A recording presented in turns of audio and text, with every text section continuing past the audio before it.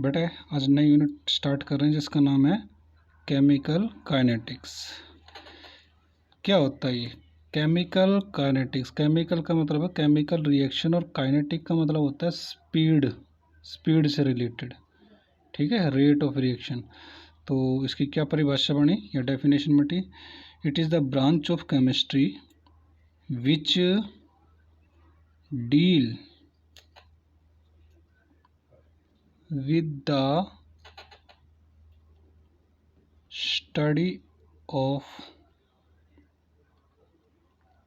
rate of reaction by factor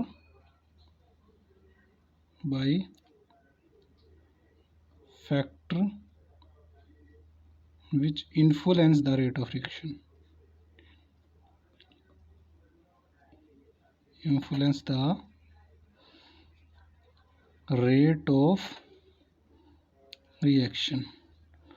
अंदर कहने का है कि केमिकल काइनेटिक्स का वो केमिस्ट्री की ब्रांच जो उसकी स्पीड के बारे में बताए, रेट ऑफ रिएक्शन की स्पीड पर, उस पर कौन कौन से फैक्टर इफेक्ट कर रहे हैं, इनको प्रभावित कर रहे हैं रिएक्शन को कम या ज़्यादा करने के लिए, वो पूरी ब्रांच क्या कहलाती है? केमिकल काइनेटिक्स कहलाती है। ठीक है, तो इस टाइप में कितने टाइप की रिएक्शन हो सकती है? तो बेटा इस टाइप में टोटल हिसाब से देखा जाए तो 3 टाइप की रिएक्शन होगी। कितने टाइप की? 3 टाइप की। एक तो स्लो रिएक्शन, ठीक है, ऐसी रिएक्शन जो बहुत ज़्यादा स्लो हो। एक फास्ट रिएक्शन, ठीक है, जैसे देखिए फास्ट रिएक्शन ऐसी रिएक्शन जो फ्रैक्शन ऑफ टाइम, कुछ ही माइक्रो सेकंड में कंप्लीट हो जाए।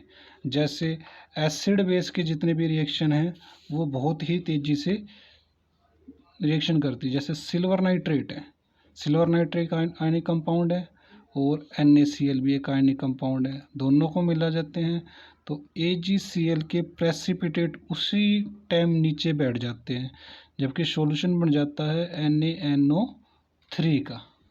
ठीक है, इसमें क्या हुआ, ये कोई नया बॉन्ड इसमें बना नहीं है, सिर्फ आयनिक कंपाउंड है, ये पॉजिटिव ये नेगेटिव, ये पॉजिटिव ये नेगेटिव। आयनिक कंपाउंड ने क्या किया है, अपने आयनों को एक्सचेंज किया है, जिसको भी हमने 10th में पढ़ा था, डिस्प्रपोर्शनेशन रिएक्शन। तो इसमें कोई नया बॉन्ड नहीं बना और माइक्रो सेकंड में कंप्लीट होगी। तो इसका हमने रेट निकालने की ज़रूरत नहीं है क्योंकि इसका कोई भी सिग्निफिकेंस नहीं है। इसी तरह ये स्लो रिएक्शन, जैसे रस्टिंग ऑफ आयरन। अब लोहे को जैसे जंग लगता है, लोहे को जंग लगने के लिए ऑक्सीजन और मॉइस्चर चाहिए, तो ये जाके रस्ट होता है। और ये नहीं है कि 1 घंटे 2 घंटे में कंप्लीट हो गया, ये भाई 5-7 महीने भी लग सकते हैं। अगर उसको कोटेड कर दिया जाए तो कई साल भी लग सकते हैं। तो ये भी एक स्लो रिएक्शन है जिसका कोई जल्दी से सिग्निफिकेंस नहीं है, जिसको हम टाइम ड्यूरेशन कैलकुलेट नहीं कर सकते। इसके बाद आते हैं मॉडरेट रिएक्शन। मॉडरेट रिएक्शन जो कुछ टाइम पीरियड में लगभग इन दोनों के बीच की रिएक्शन है और इसका डेली लाइफ में सिग्निफिकेंस है, जो 10 मिनट में, 15 मिनट में, आधा घंटे में लगभग कंप्लीट हो जाए। ड्यूरेशन ऑफ टाइम इसका बहुत ही एवरेज होता है, जिसके लिए हमें इसकी ज़रूरत पड़ती है और इसी का ही हमें रेट ऑफ रिएक्शन यानी इसी की स्पीड, इसी की सब कुछ स्टडी करनी पड़ेगी। ठीक है, तो हम मॉडरेट के बारे में पढ़ेंगे। मॉडरेट रिएक्शन क्या करती है, जो कुछ ही समय लेती है रिएक्शन करने में, तो इसी का ही हमें क्या निकालना पड़ेगा बेटा? रेट ऑफ रिएक्शन, या आप इसको कह सकते हैं स्पीड भी कह सकते हैं, speed of reaction. Rate of reaction या स्पीड ऑफ रिएक्शन बेटा 2 केस बन सकते हैं। अगर रिएक्शन आपकी एक्वस फॉर्म में है तो उसकी कंसंट्रेशन बेस पे निकलेगा, भाई कंसंट्रेशन कम है या ज़्यादा है, बढ़ेगी घटेगी जैसे भी है। और कंसंट्रेशन भी किसकी? रिएक्टेंट या प्रोडक्ट की। अगर वो एक्वस स्टेट में, ये ध्यान रखना, अगर रिएक्शन आपकी गैसियस स्टेट में है तो गैसियस स्टेट में ज़्यादातर प्रेशर कैलकुलेट करते हैं, प्रेशर कम या ज़्यादा होगा। ठीक है,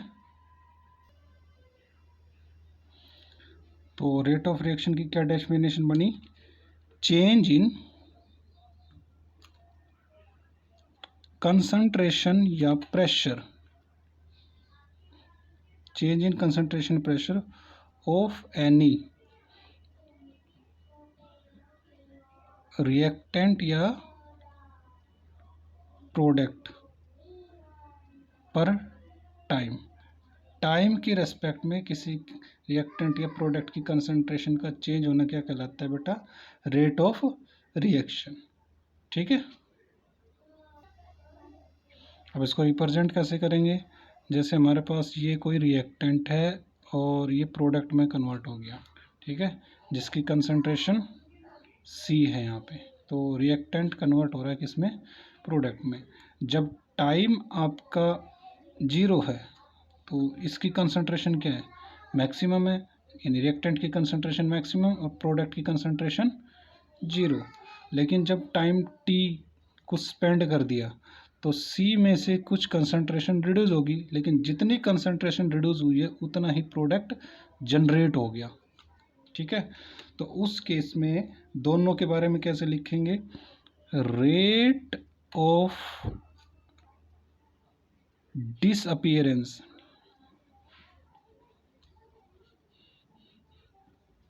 rate of disappearance of reactant.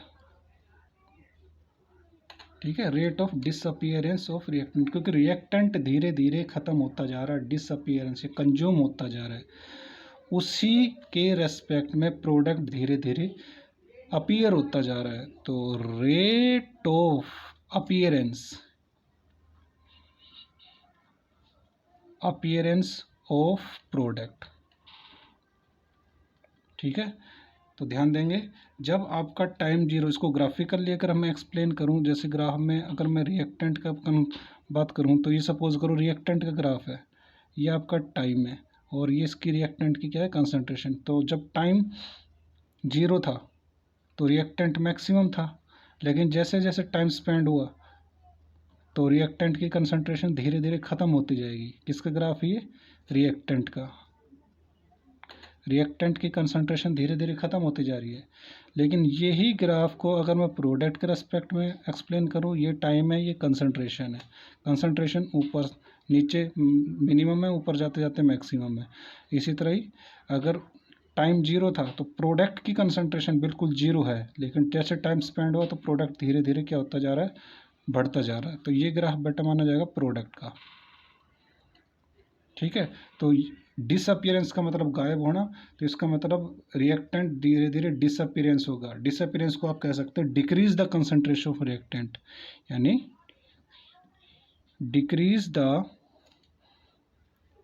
Concentration of reactant, किसके? टाइम के रेस्पेक्ट में, टाइम टेकन। और जब किसी कंसंट्रेशन घटती है तो बेटा उस घटने के लिए हम उसको माइनस के रूप में शो करते हैं। ये शो कर रहा है कि कंसंट्रेशन आपकी डाउन हो रही है, घट रही है हर बार, और उसी के बराबर, क्योंकि जितना ये डिकम्पोज हुआ है उतना ही ये जनरेट होगा, तो वही उसके बराबर कहलाएगा इंक्रीज। ये अपीयरेंस ये बढ़ता जा रहा है, तो इसका मतलब increase the concentration, increase the concentration of product, product की कंसंट्रेशन बढ़ेगी विद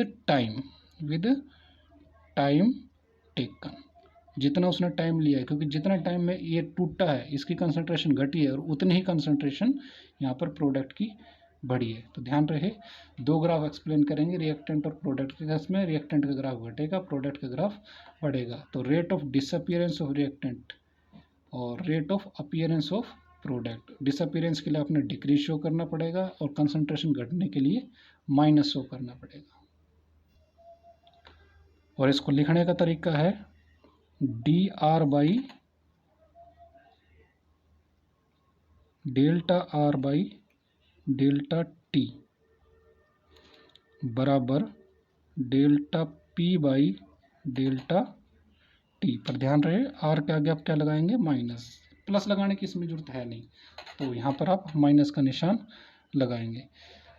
कंसिडर कर लो कि रिएक्टेंट को प्रोडक्ट की कोफिशिएंट एक ही है। अब ये कंसिडर करते हैं अगर स्टोइचोमेट्रिक कोफिशिएंट डिफरेंस हो, यानी आपका रिएक्टेंट और प्रोडक्ट अलग अलग हो, तो उस केस में कैसे रिप्रेजेंट करोगे?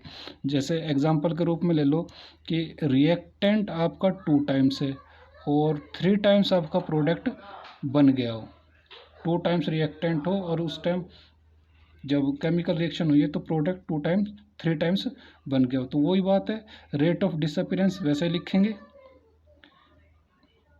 Rate of disappearance of reactant बराबर rate of appearance of product बटे टाइम टेकन बटे टाइम टेकन। ये कहलाते बेटा स्टोइचोमेट्रिक कोफिशिएंट।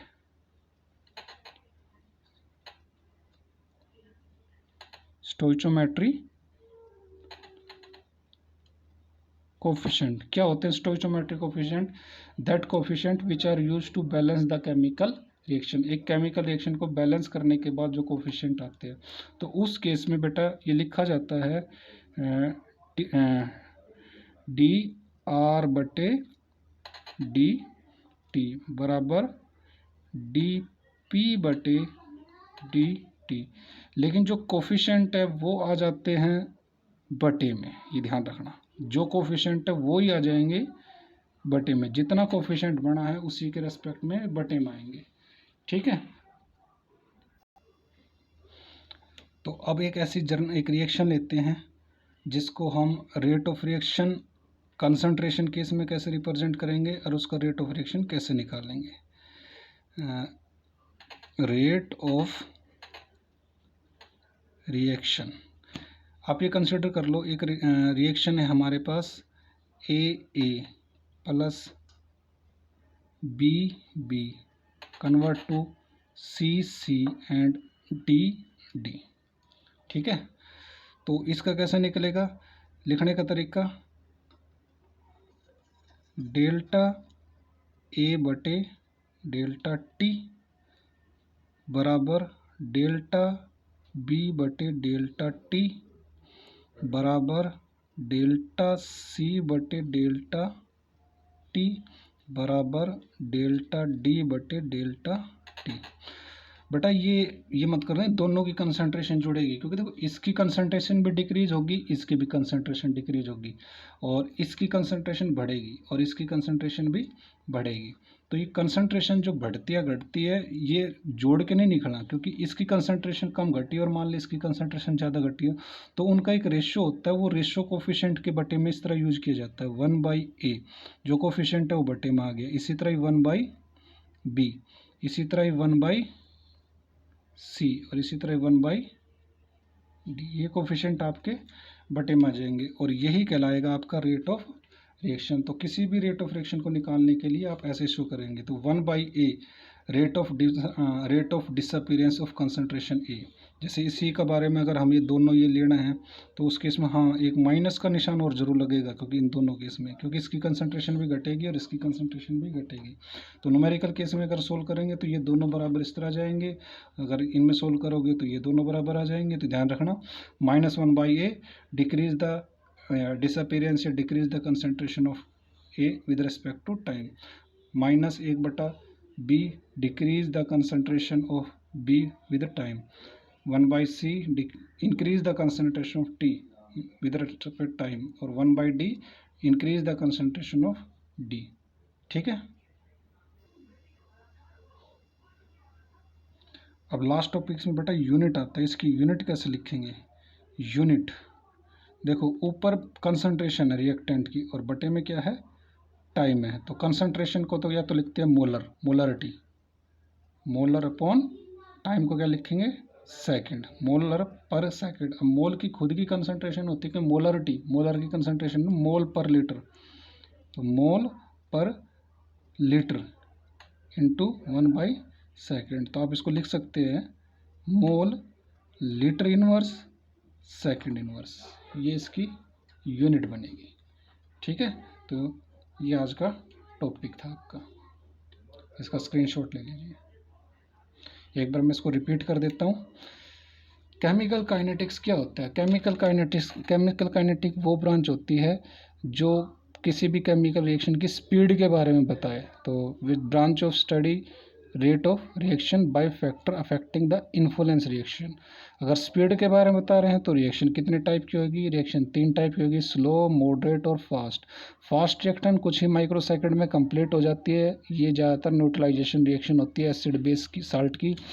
और स्लो रिएक्शन बहुत ज़्यादा टाइम ड्यूरेशन ले जाता है, जिसका कोई सिग्निफिकेंस हमारे पास नहीं है, इसलिए मॉडरेट रिएक्शन का ही हमारे पास सिग्निफिकेंस है और उसी की हमें प्रैक्टिकल वैल्यू कैलकुलेट करनी पड़ती है और ये सारी प्रैक्टिकल वैल्यू है। तो सबसे पहले हम कैलकुलेट करते हैं बेटा स्पीड ऑफ रिएक्शन या रेट ऑफ रिएक्शन। क्या होता है रेट ऑफ रिएक्शन? तो चेंज इन कंसंट्रेशन या प्रेशर ऑफ एनी रिएक्टेंट या product per unit time. Time के रेस्पेक्ट में किसी रिएक्टेंट या प्रोडक्ट की कंसंट्रेशन का चेंज होना, और ये दो टाइप में निकल सकती है। अगर वो एक्वस सॉल्यूशन केस में तो उसकी कंसंट्रेशन पर इफेक्ट करेगा, अगर वो गैस के रूप में है तो उसकी प्रेशर पर चेंज होगा। तो पहला केस तो बेटा हमने ये लिया कि रिएक्टेंट जितना डिकम्पोज हुआ उतना ही प्रोडक्ट बना, जबकि दूसरा केस लिया जितना रिएक्टेंट रिड्यूस हुआ उसके रेस्पेक्ट में मल्टीपल प्रोडक्ट बने, यानी ये 2 टाइम डिकम्पोज हुआ तो ये 3 टाइम प्रोडक्ट बना। तो उस केस में ग्राफ आपका डिसेंडिंग में जाएगा रिएक्टेंट का, और प्रोडक्ट का ग्राफ असेंडिंग में जाएगा। क्योंकि देखो जब टाइम के रेस्पेक्ट में जब हम बात करते हैं, यहाँ से देखिए आप ध्यान से, टाइम के रेस्पेक्ट में जब आप बात करते हो तो टाइम जब 0 था तो कंसंट्रेशन रिएक्टेंट मैक्सिमम था, उस टाइम प्रोडक्ट बना नहीं बना, तो कंसंट्रेशन रिएक्टेंट की मैक्सिमम थी। लेकिन जब टाइम कुछ बीता तो उस मेन कंसंट्रेशन में रिएक्टेंट धीरे धीरे घटना शुरू हो गया और वो प्रोडक्ट में कन्वर्ट हो गया। जितना रिएक्टेंट घटेगा उतना ही प्रोडक्ट बनेगा। तो ये डिक्रीज का ग्राफ है बेटा, ये इंक्रीज का ग्राफ है। डिक्रीज के लिए disappearance of reactant, rate of disappearance of reactant, और rate of appearance of product. ठीक है, तो ये हमारे पास एक नई डेफिनेशन क्रिएट होकर आएगी जो आपके न्यूमेरिकल केस में है, तो इसको थोड़ा ध्यान से पढ़ना। Rate of disappearance of reactant, disappearance of reactant, rate कितना घटेगा, डिसअपीयरेंस कितना घटता जाएगा, और प्रोडक्ट कितना बढ़ता जाएगा। तो डिसअपीयरेंस को हमने decrease the concentration of reactant show कर दिया है। माइनस, ध्यान देना, माइनस शो करता है रिएक्टेंट की कंसंट्रेशन का घटना विद टाइम, और जबकि increase the concentration of product पर टाइम। तो इसको dr/dt लिख दिया, इसको dp/dt लिख दिया, लेकिन ये minus decrease the concentration of reactant. Example हमने जब मल्टीपल में लिया तो बात तो वही आएगी, rate of disappearance of reactant बटे rate of appearance of product. लेकिन जो कंसंट्रेशन है बेटा वो उसकी बटे में आ जाती है, और ये एक मैथमेटिकल वैल्यू है जो अलग से बता देंगे इसके बारे में, लेकिन इसका डायरेक्ट हमारे पास यूज़ है। ठीक है, इसका हमारे पास डायरेक्ट यूज है। तो बस अब याद रखना, अगर स्टोइचोमेट्रिक कोफिशिएंट के केस में बताते हो, स्टोइचोमेट्रिक कोफिशिएंट वो होते हैं जो किसी केमिकल रिएक्शन को बैलेंस करने के काम आते हैं। 2 और 3 जैसे हमने एक रफली एग्जांपल ले लिया, तो जो कोफिशिएंट होंगे वो बटे उसी के बटे में आ जाएंगे। अगर रिएक्टेंट एक ही है तो उसी के, अगर रिएक्टेंट एक से ज़्यादा है तो बराबर लगाने हैं, प्लस का निशान नहीं लगाना। ये मैंने एक जर्नल रिएक्शन ली है, तो जर्नल रिएक्शन में ये चलेंगे 1/a बटे ना डेल्टा टी ए बटे delta T 1/a, delta B बटे delta T 1/b, delta C बटे डेल्टा टी 1/t, और डेल्टा डी बटे डेल्टा टी 1/d। लेकिन इनके आगे दोनों का आगे माइनस लगेगा। यूनिट इसकी होती है बेटा मोल पर लीटर पर सेकेंड, क्योंकि ऊपर आपका एक्वा सॉल्यूशन आ रहा है जिसकी कंसंट्रेशन मोलर होती है, तो मोलर पर सेकेंड, मोलर की खुद की यूनिट होती है मोल पर लीटर, क्योंकि मोलरिटी की डेफिनेशन है number of mole are dissolve in volume of solution, mole पर वॉल्यूम ऑफ सॉल्यूशन। ठीक है, तो मोल पर लीटर पर सेकेंड। ठीक है, ओके।